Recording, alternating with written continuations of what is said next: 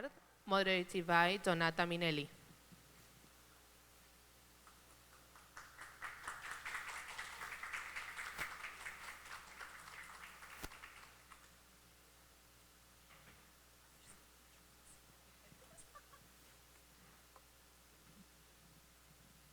Good morning, everyone. This is my mic check. First off, so happy to be here. I've been at Laughs since the very first one in Mexico, and I'm so thrilled. Woohoo, right. I'm thrilled to continue to be here and support Samantha and Estefania and their mission. It's been so impressive to see the quality of speakers and the quality of brands that they bring together from so many parts of the world. And I think it's always been a quite fascinating takeaway for a lot of the businesses that come here and really want to bring something to their business back home, wherever home may be.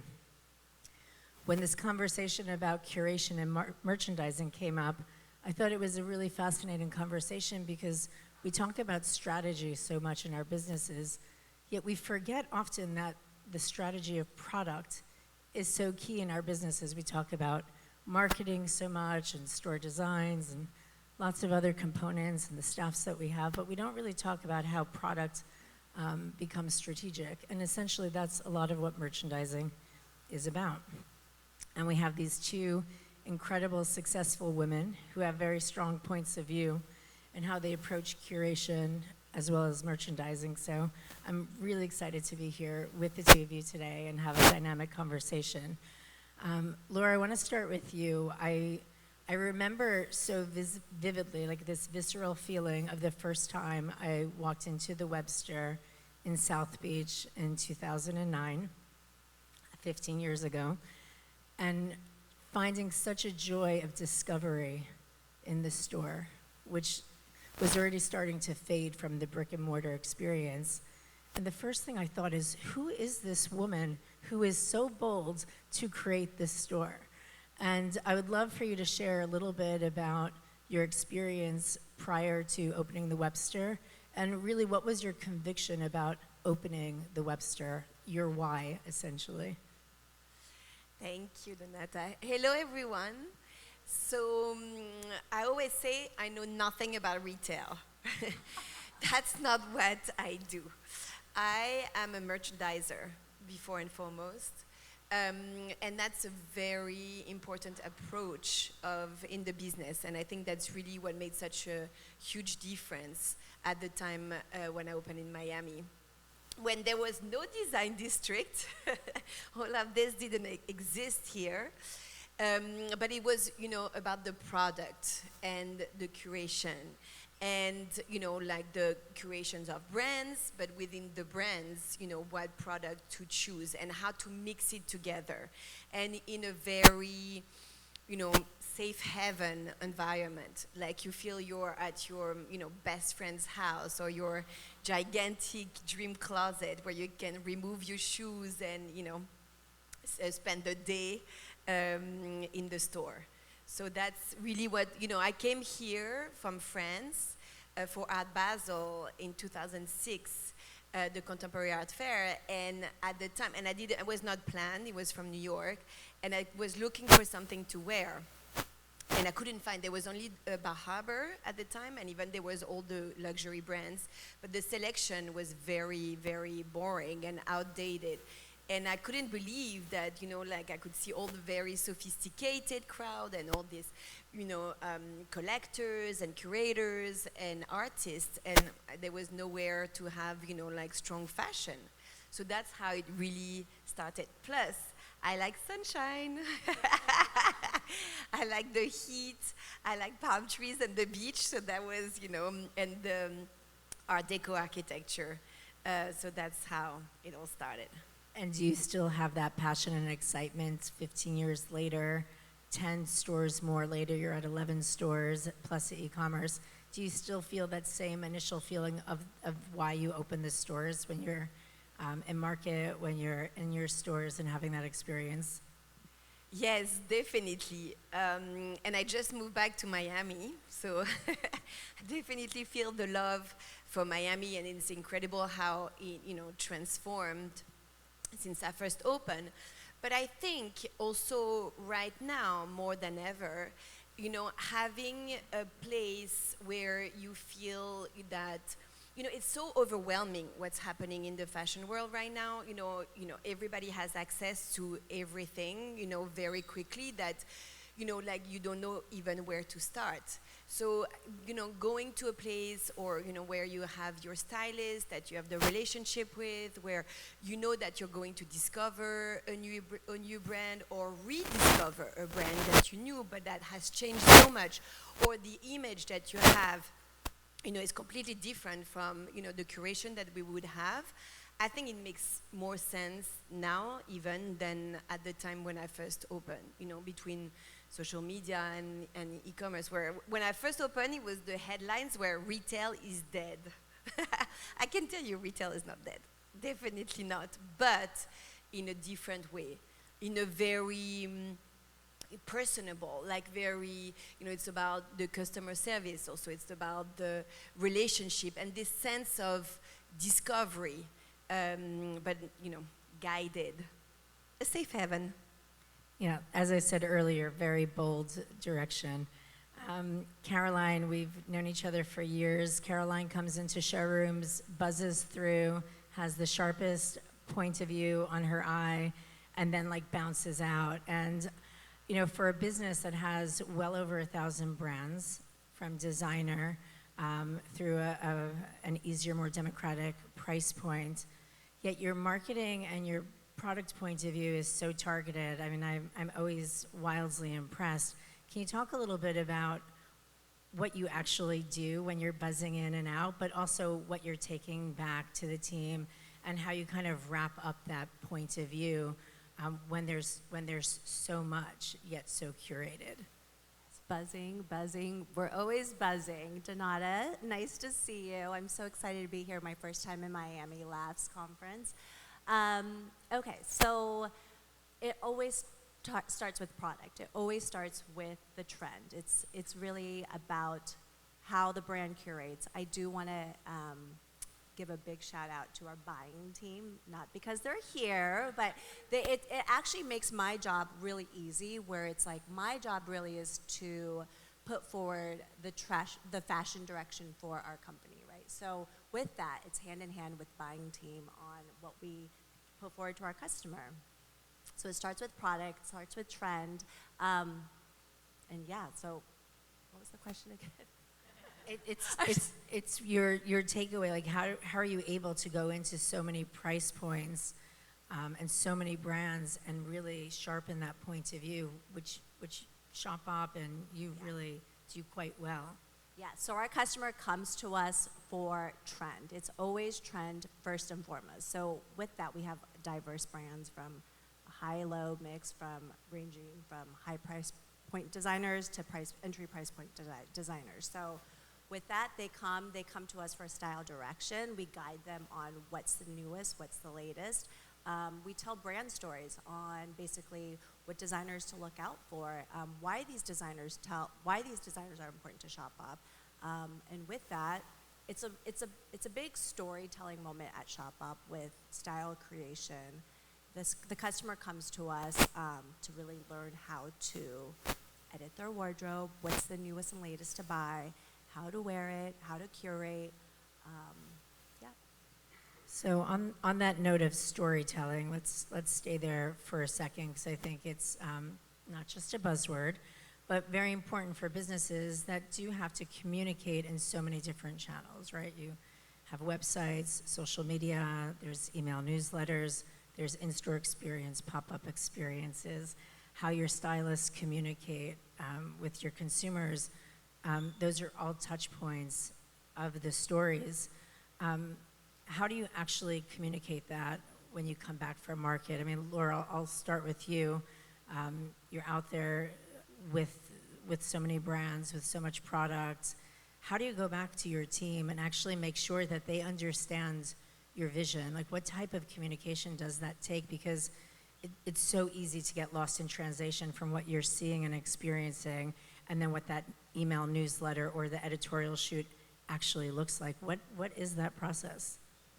This is a very interesting question, actually. And as we were just discussing, you both flew from New York, and you were so surprised to see, like how warm and humid and the difference.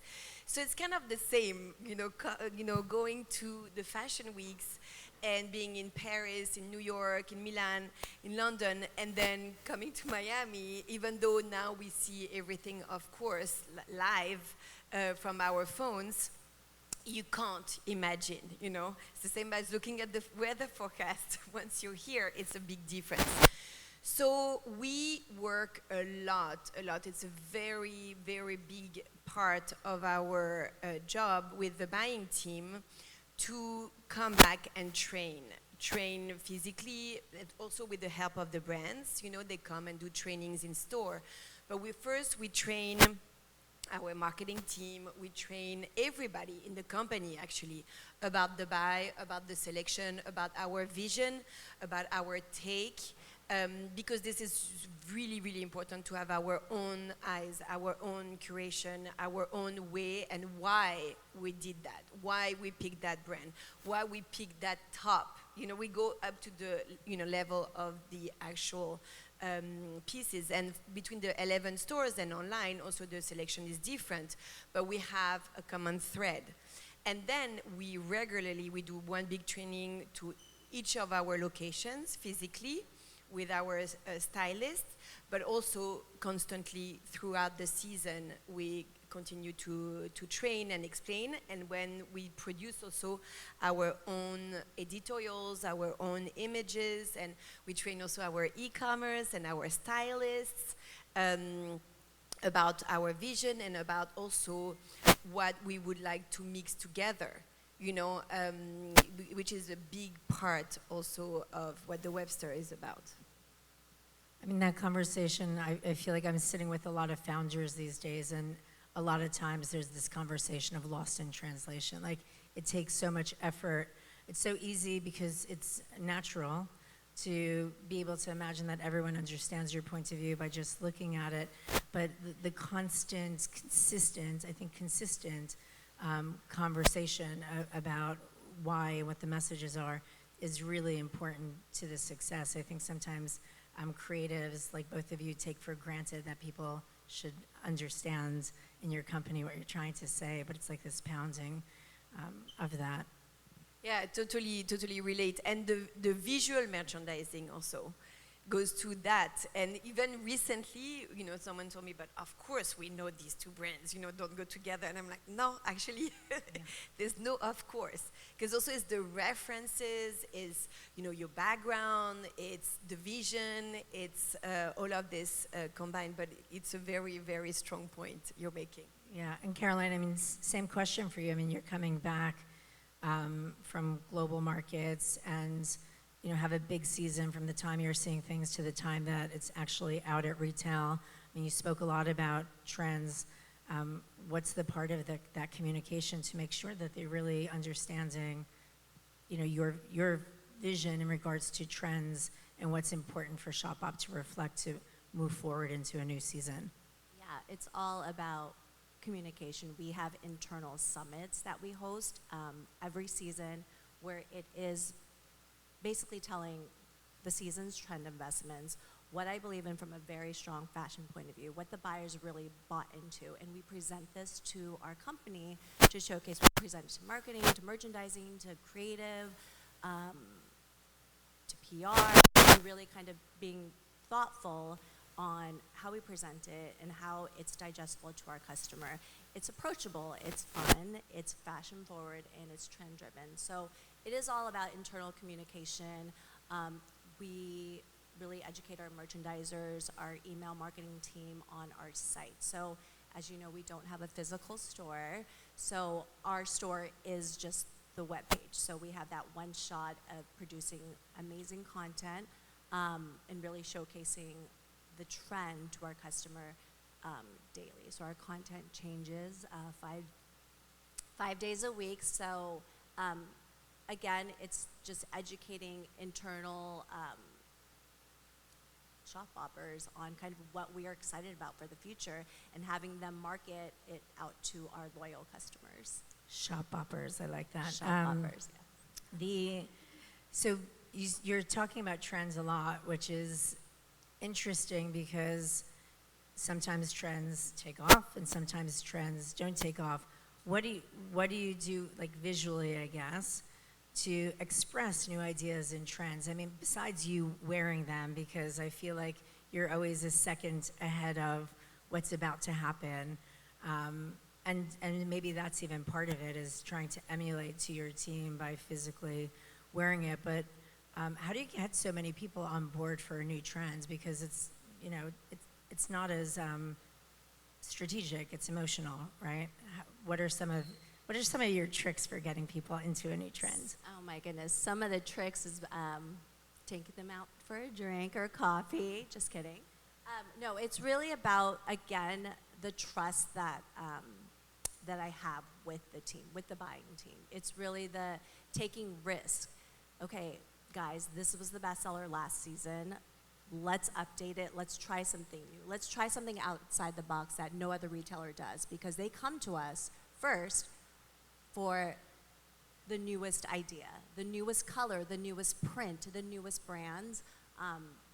Our customers are so trained and loyal to come to us first on all of that. So it is that partnership with the buying team that Laura had said, that we work together on just testing new ideas.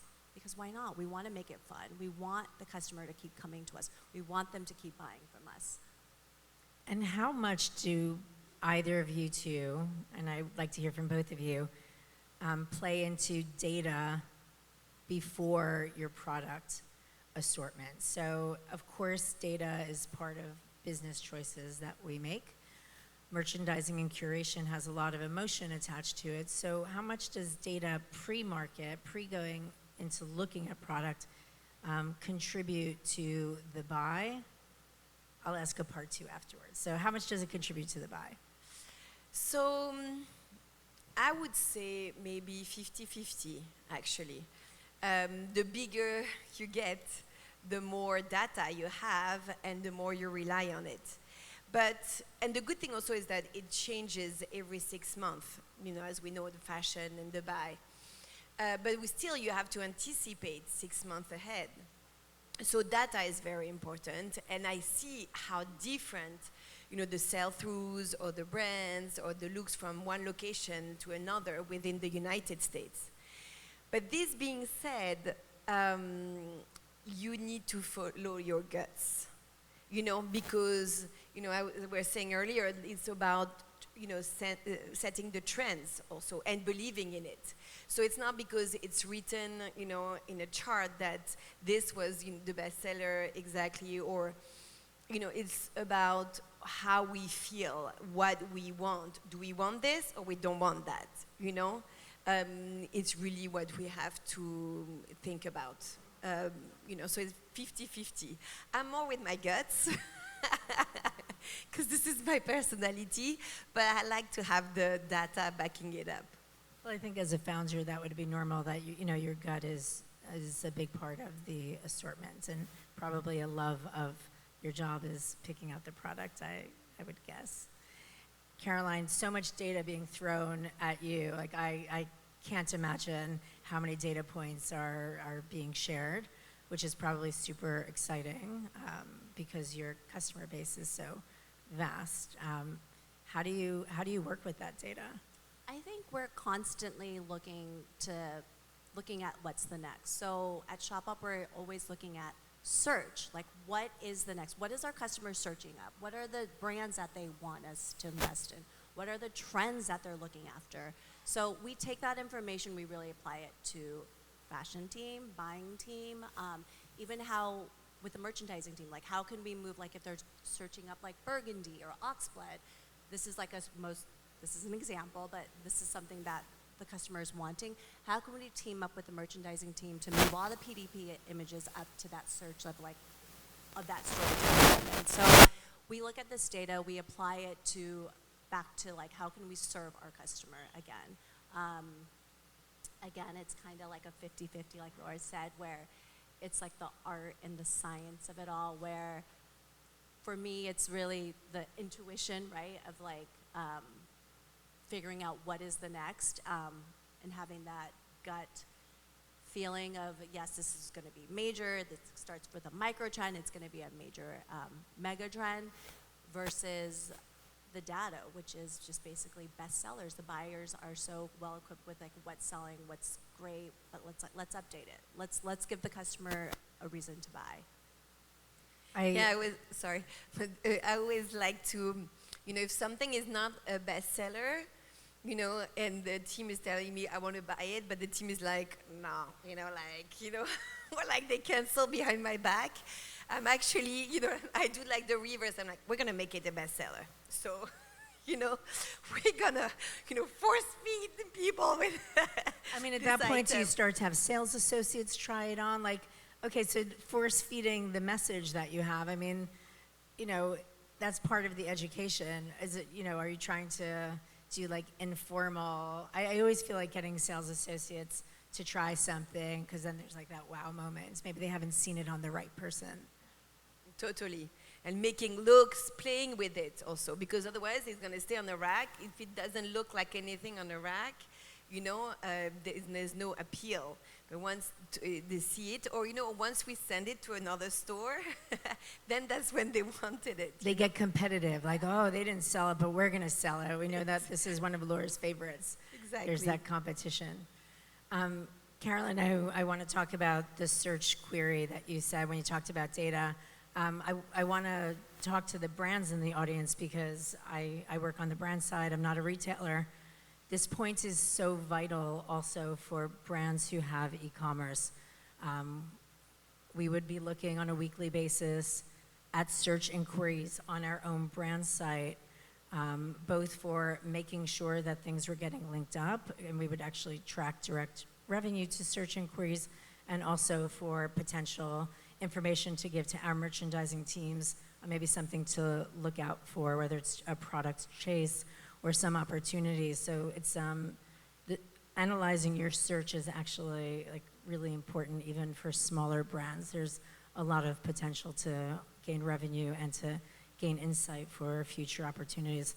This is the most random question, but I'm dying to ask it. Has anything affected in your buy or even sizing because of Ozempic or any of the, I want to know, I mean, if the magazines talk about it and the trade publications talk about it, I mean, I want to hear if there's anything in your minds, and maybe it's as subtle as sizing, but anything shift in your minds with Ozempic? Not so much. I mean, we are definitely a diverse group of people. We have a diverse group of customers, so we are very inclusive to all. So I don't think that Me is something neither. has Maybe not yet. No.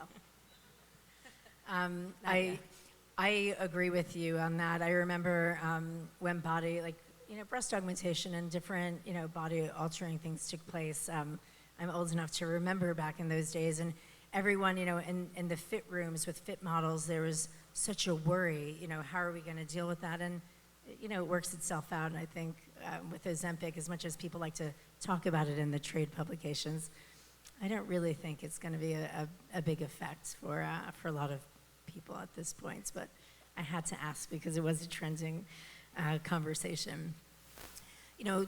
Two ways that curation and feeling unique are approached are both the idea of exclusive product and collaborations. And I know that products and brand collaborations is often a topic within Laughs and within our trade as well. Laure, you've worked on collaborations with brands, and both of you have. We all have worked on collaborations. You've had some really interesting successes with brands as small as Wells Bonner, as internationally known as Rabanne. What's your approach to collaboration?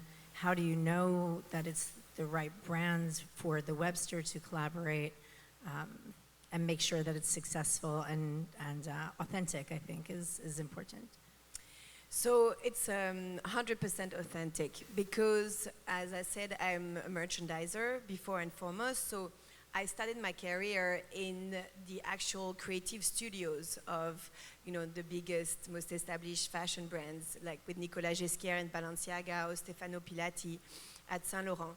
So that's my background, that's where I comes from, so the product is very important. And then, starting in Miami, and it's all full circle to what we were saying earlier, is that like a lot of the brands were not, producing or making clothes or accessories that were adaptable for this weather, because with this climate all year long, and not just the beach, because people were thinking of Miami just about the beach, but like the level of sophistication and the people traveling here. So naturally, since day one, I was asking the designers and having the relationships, could you do it, this way or that way? Can we change it? But it was more because of the experience, not just the data. And so, for example, I have an anecdote, but Anthony Vaccarello, who's now the designer of Saint Laurent, he was, he started with his own line. And the first time he showed his line, which was in his own apartment, and in Paris, and I go, and there's only little black dresses. And I'm like, okay, Anthony, congratulations, it looks amazing, but, I'm only gonna be able to select maybe 2 dresses or 3 dresses. At the time, I only had the store in Miami, and I'm like, black dresses, like we like colors, we like prints, like it's... And I told him, would you mind maybe like doing like a couple in solid red?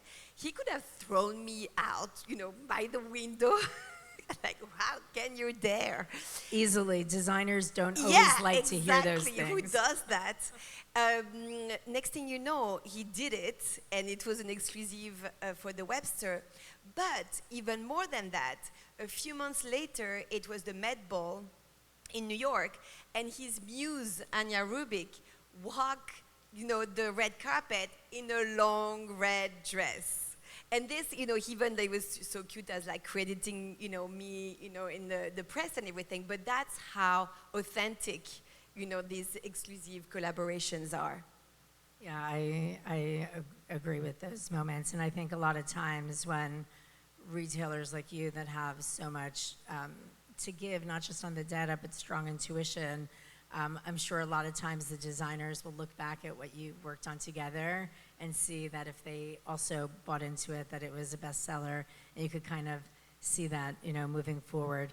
I mean, Caroline, same with you. Like, what's your approach to collaboration? I know also a lot of exclusives, just, if it's not a full-on capsule collection, which you also do, like, what is the approach? And I mean, is there too much of it, or how do you decide?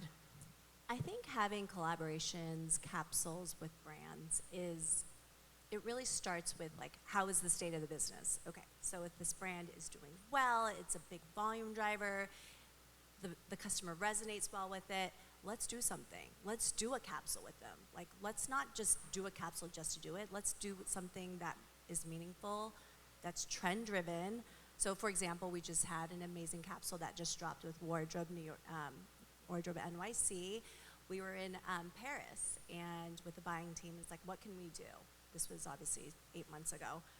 Okay, so the trend season, the color of the season is going to be oxblood. We need to do something with that color. What can we do? The buyer's there. Okay, these are the best sellers, but how can we update it? So it made sense. It was a perfect marriage of like, okay, this brand is hot. We want to do something fun with them. This is the trend direction of the season. Let's make it happen. So it is that kind of synergy of like all parties being in sync for the most part of like what we want to do. So I think when it comes to brands, like a lot of them like, we can design something for you. We want to do something exclusive for you. I think where it only makes sense to do it, if it's, obviously a best-selling item, whether the brand is trending, then we would we would look into it for sure, but it's not just to do it, just to do it. It has to like stand for something. And for us, it stands for trend and pushing the customer forward to buy newness. Yeah, I mean, I think that they're great for stores like yours also. I mean, so much product is dropped at the same time within a year. within a season, and I think the ability to also use product drops or collaborations in those moments where it's not about the new season, but here's something new. I mean, it goes back to the storytelling. It goes back to the opportunity to speak about something that's different and authentic. You've mentioned Oxblood a few times. I want to say on the comment of the search inquiries at a few brands I've been at recently, Oxblood and Burgundy are indeed trending and very high in search inquiries. So not super relevant to this conversation, but I guess it goes to that data point where there's lots of consistencies in the consumer and being able to know what some of those consistencies are. Laure, I feel like every time I open Business of Fashion these days, all I keep hearing about is luxury's downturn, the resizing of these businesses. How do you approach just like the general climate of the industry? Do you feel like the industry conversation reflects how your consumer is feeling, or how do you deal with just that moment in time right now? I think, it goes back to, thinking about the Webster and creating the Webster as a safe haven. I feel that post-COVID, it was also crazy, and we forgot what's the real, reality. And we went, crazy, and the brands went crazy, and the clients went crazy. And I think now it's back to the new normal, and they want quality before and foremost. Also the prices, gone crazy. That then you have to deliver behind. For us, because we kept this relationship, because we kept the relationship with the brands, we kept the relationship with our clients. We know them, we understand. So it's about timelessness also. Going back with drops and collaborations, but it's not exactly like you said, like collaborations for collaborations. It has to make sense. There's a reason why. And so I feel that right now, actually, our clients, are really looking forward to come shop at the Webster, or continue to talk with us and keep this relationship, because it's a long lasting and our selection is timeless. So they don't feel like like it's like something that is going to disappear, not be in anymore. Oxblood is always in. It's a timeless color. I have a lot of Oxblood from 20 years ago.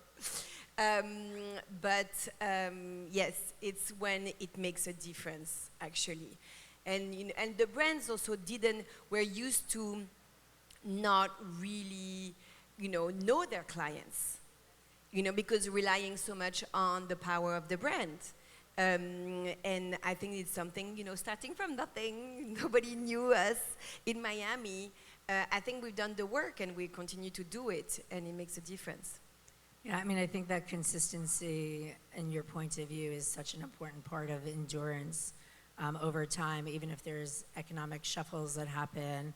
I think consistency, your point of view, but always being able to move them forward, right? Like you can't look like you looked last season.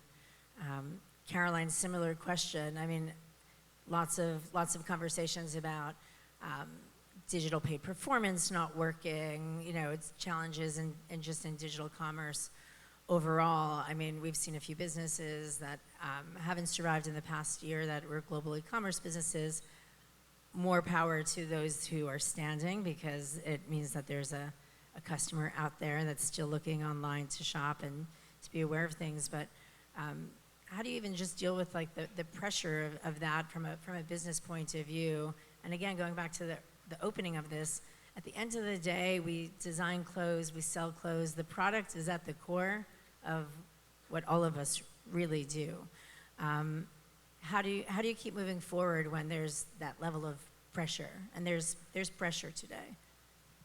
There definitely is the pressure. I think, again, I'm going to tie it back to the product. So obviously, it always starts with that.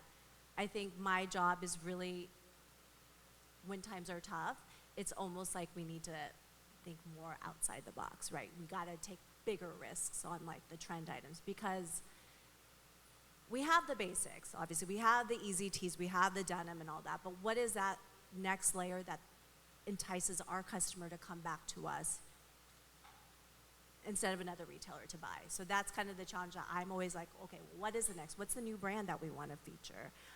What is the next trend? So it's always just evolving, going forward, moving forward in trend direction, in newer silhouettes, and just storytelling. I guess I mentioned it before. It's just really educating our customer. I think that's what makes us such a powerhouse, is that our content is just forever changing, and it's always updating, and it's always storytelling. It's always educating our customer, something new daily.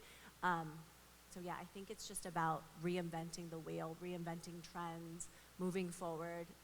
It's nice to know what's sold and what the best sellers are, but what is the next? And that's really my job with the buying team.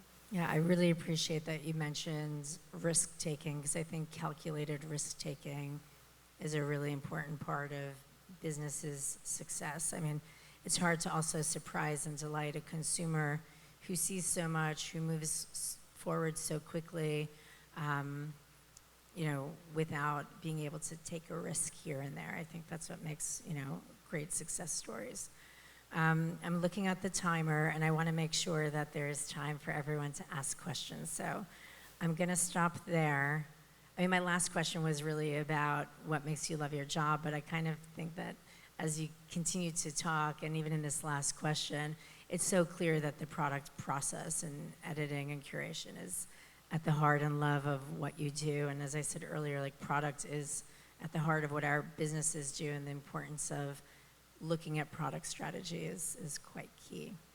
But let's take some questions from the audience if anyone has any questions for these two dynamos up here.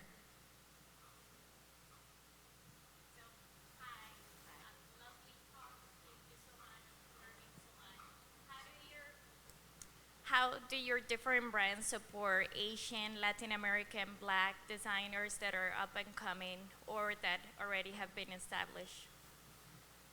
Great question. Very good question. At Shopbop, we are a very diverse mix, as I mentioned. We have a very diverse customers. Obviously, we can always do better, right? So, but right now on our site, we actually have a curated list on our tab that's basically geared towards AAPI, Black designers. So there is kind of this mix of the end use of what, if you're going to our site to search for specific brands. But we are always on the look for inclusive designers, diverse designers. And obviously being here, this is amazing. This is where we search for new Latin designers. So we're always on the hunt and always searching and always working with the merchandising team on obviously assorting in the right way. Same, but also I have to say, coming from France and opening in Miami, the first store, de facto, the Webster was about diversity. Diversity in our team, like all our stylists, diversity in our brand mix. So, and we continue and with our clients, and we continue thoroughly, and it's something very important. But it's really the products before and foremost, that is the most important. But without, forgetting to include as many as possible. Hi. What is the most, I guess, effective way for new designers, especially brands and designers, especially from Latin America, to reach out to retailers like you guys? And are emails actually effective? Emails are effective. I want to know also, what's effective? Emails are effective. But then also finding ways to, show the product, because we receive so many emails. But then there's like something that would catch the eye from a photo, from, something in the body of the emails. And we try, really to process every emails that we receive. But for sure, when we see the product, that's when it all comes to life, or makes a difference. Yeah, I agree. I think emails are very effective, but one advice I would have for you all emerging brands, designers, is be ready, as in have your line sheets updated, have your webpage, your Instagram, all your social media platforms like updated on what your brand ethos are, because that is one thing. When I first hear of a brand, I go to their homepage, I go to their IG to see, and if it's not up to date, if it's not, telling that cohesive story, it's kind of like you have that one shot. I think be prepared, have line sheets ready, have a lookbook ready, know where you're sourced, know everything about your brand, and then present it, because you kind of have that one shot. And be prepared. I totally agree with you, Caroline. And be prepared also to receive orders. Be prepared for production. Be prepared with your prices. Are they competitive? Because you're going to sit with other designers, which, so your product needs to be, at the right price, with the right quality, with the right fit, with the right, like many times we started with, like one designer that had just started, and we were very excited, and then the pieces arrive and the fit is not right, and then the quality is not the same, and the price is too high, and then we can't, give a second shot. And also it's not something good for the brand, because then your product doesn't look good with the other ones around, so it's kind of like hurting your brand. So it's better it takes time. Everything takes time. Can tell you on all levels, but it's better to be prepared and really have looked at the competition and looked at, like your production, and because there's a lot that's going to be asked from you, and if it doesn't work, so it's going to hurt your brand for the long run, because wholesalers won't buy again.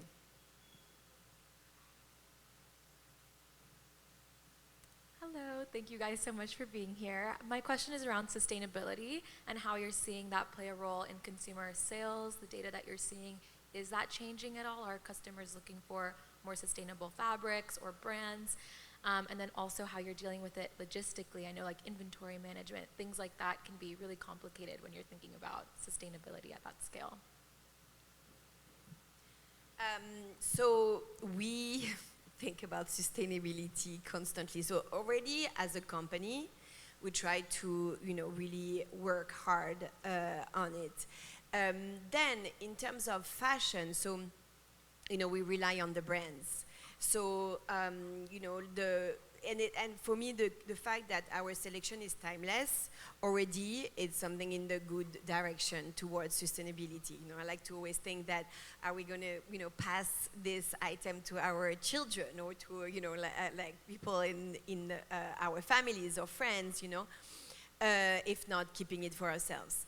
The one thing that I have to say is that, again, sorry, it's kind of like every answer is about the product, but at the end of the day, and this is the reality today, if you have like the same item, like a bit different, but one is sustainable, but the other one is not, but really appealing, or really like the fit is better, or the touch is better, or the price is better, clients have a tendency to go there, and that's the reality today. So we also select, the brands or the products accordingly. Yeah, I would agree. I think it does tie back first to the product. We do have a sustainability assortment, but again, we can always do better. We're always looking to improve. We're always looking at brands with the sustainable component. Internally with like marketing, as far as just packaging goes, there's a whole like task force on that as well. So again, we're always looking to improve, and how can we do better with that avenue. I've been getting the cues to shut it down. We're about to go overtime, so I think we can't take any more questions, as much as we could probably sit here all day asking a lot of these two. Thank you, everyone, for being here this morning. Thank you, Laure and Caroline, for a really Thank great you. conversation.